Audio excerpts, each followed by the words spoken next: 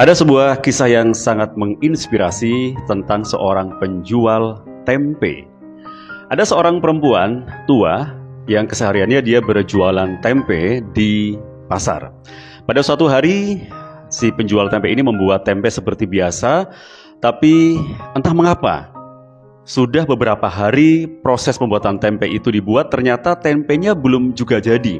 Padahal besoknya adalah hari pasaran, di mana biasanya si penjual tempe ini pergi ke pasar untuk menjual dagangannya. Dalam hati dia terus berdoa, "Ya Allah, jadikanlah tempe ini agar besok bisa saya bawa ke pasar dan bisa dibeli oleh para pelanggan saya." Karena penasaran, kemudian si penjual tempe ini sering kali mengecek kondisi tempenya. Dicek pertama, ternyata belum jadi. Kemudian dicek lagi berulang-ulang, ternyata tempenya tidak kunjung jadi. Akhirnya si penjual tempe ini pasrah. Ya sudahlah, jadi atau nggak jadi, besok tempe ini harus saya bawa ke pasar karena harus segera dijual dan saya harus segera mendapatkan uang. Keesokan harinya si penjual tempe ini berangkat ke pasar dan di dalam hatinya masih terus diliputi kegelisahan. Jangan-jangan tempenya sampai di pasar belum juga jadi. Dan ternyata apa yang disangkakan benar. Sesampainya di pasar ternyata berkali-kali dicek tempenya kok belum jadi juga ya.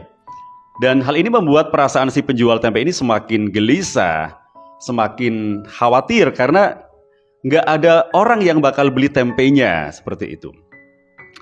Sampai-sampai dia bertanya kepada Allah gitu ya, "Ya Allah, kenapa sih tempenya kok belum jadi juga? Padahal udah saya buat sesuai dengan waktu yang semestinya. Apa salah dan dosa saya?" Seperti itu. Akhirnya si penjual tempe ini pasrah kepada Allah dan tiba-tiba datang seseorang yang menghampirinya dan bertanya, "Bu, apakah ibu jual tempe yang belum jadi?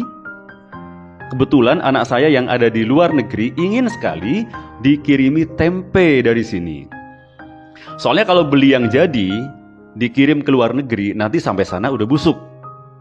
Kemudian si penjual tempe ini berkata, "Iya Bu, ini tempenya ada nih yang belum jadi." Akhirnya si ibu yang tadinya merasa galau, sedih, berubah menjadi gembira karena akhirnya tempe yang dia bawa dari rumah meskipun belum jadi, ada pembelinya. Dari sini kita belajar teman-teman bahwa rencana Allah itu selalu rencana yang paling baik untuk kita. Ketika kita terus berprasangka baik kepada Allah, maka Allah akan mendatangkan kebaikan kepada kita.